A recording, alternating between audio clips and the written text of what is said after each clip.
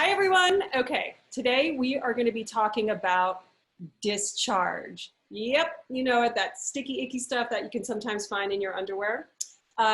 So what is it exactly? What do we need to know? We've got Dr. Gupta here to help us. Hello, Dr. Gupta. How are you? I'm good. Hi, Julia. Thank you. Discharge is a big question. People don't know what it is, and everyone thinks it's yucky, it's abnormal, it's smelly. So yes, discharge raises lots of questions.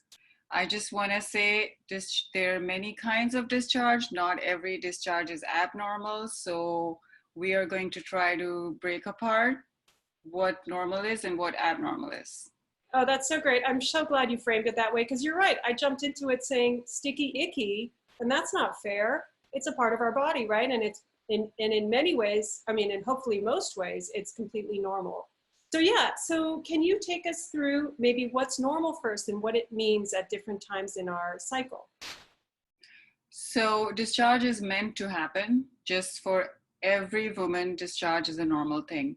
A normal discharge looks like kind of clear, like mucus, like things that come out of your nose sometimes, clear fluid, and sometimes it can be milky as well. And it's sort of liquidy, but it can be very thick according to your menstrual cycle. Um, Discharge changes during your menstrual cycle as well as during different phases of your life.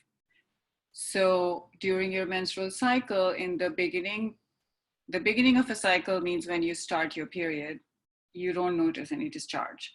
And then after the period's over, you can have slight clear discharge, like, again, watery maybe sometimes, but it's not very profuse. It's not a lot.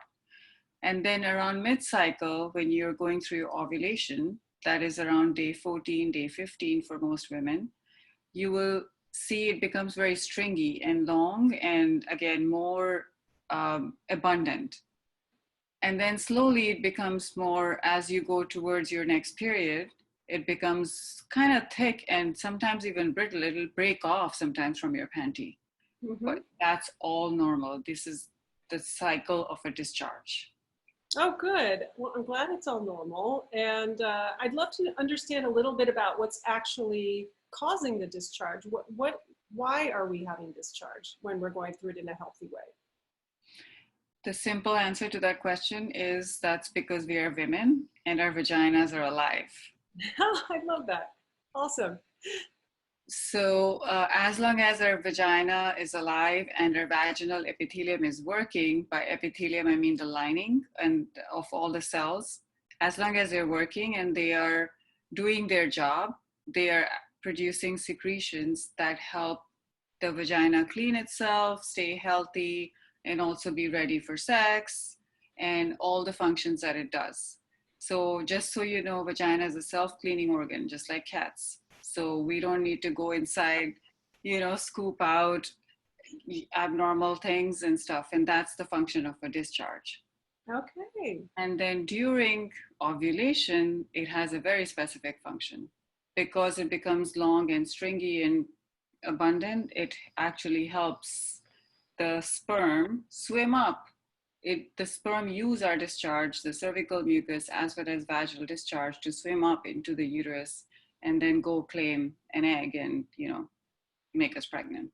Wonderful. Aren't we welcoming? That's very, very helpful of us. That's nice. Well, good. Well, that clears that up a little. And I wish I had known this from, when I was really young, because I feel like it must be so interesting to be really in tune with your body and understand, oh, this kind of discharge is happening now. I'm ovulating. Maybe that's why I'm feeling extra hungry. I have no idea if that's even related, but, just saying. So that's great. So I hope that's helpful for all of you out there. But Dr. Gupta, can you tell us now a little bit about maybe when to pay attention to the discharge, when it's maybe something that isn't 100% normal? Yes, very good. So few things. You want to pay attention to its smell, its consistency, meaning the type, how it looks, and also if there are any other symptoms associated with it. So the smell would be sometimes, I know a lot of women will come and say, it smells like, my boyfriend told me that it smells like dead fish down there or rotten eggs. Mhm. So yeah, it sounds Mhm. pretty yucky. Yeah. That's usually due to bacterial vaginosis, which we can go into depth later, but it's usually due to pH imbalance and bacterial imbalance.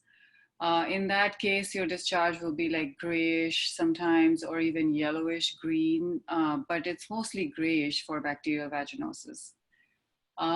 Symptoms with that would be itching, but the itching will be more inside your vagina, but you'll see a lot coming on your panty. Mm. So smell, consistency, and symptoms of itching, irritation, all that.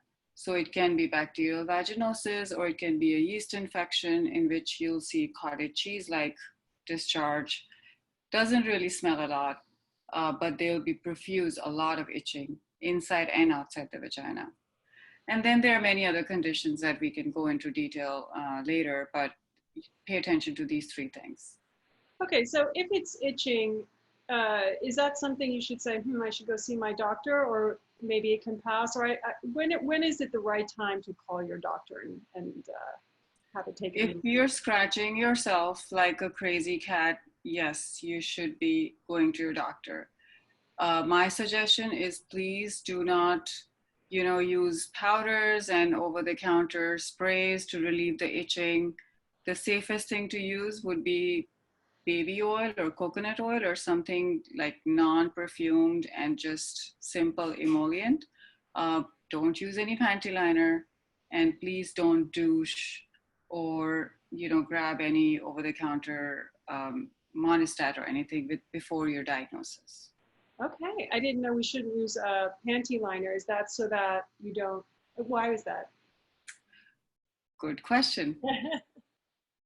And I may get into trouble for this, but panty liners actually can make things worse because they cause irritation of the vagina, and then the vaginal cells or even the vulvar cells, the outside lining, gets angry, and then it produces more discharge as a defense mechanism. And it's like a cycle that just goes on. And then women feel, oh my God, I have so much discharge, so I should use a panty liner. And then the panty liner makes things worse. So please throw away your panty liners if you don't have a period or anything like that. You don't need them. Just cotton panties. Okay, good to know. See that? We're learning things every day. Okay, so what about, just before we let you go, some real basic ways to keep your vagina happy and clean then, and help keep the discharge flow normal and healthy? When you shower, just let the water run. No need to go inside with a hose or clean the vagina from inside. Use a very mild soap, a glycerin soap, or just a natural Castile soap or something, and let the water run. Dab it dry with a towel. For moisturization, just use oil, baby oil, olive oil, mineral oil, coconut oil, anything. Don't use any lotions or chemicals down there, please. Okay. And then just put in a cotton panty. And then if you have to wear thongs for those special days and tight, spandex things for your workout, just come home and shower right away and free the wee. Air in. That's it. Excellent. This is great. Thank you. So many great tips, so much good stuff to know about. Knowledge is power. So we're on our way to being the geniuses already. This is great. Thank you, Dr. Gupta. Thank you, Julia. This was great. Thank you.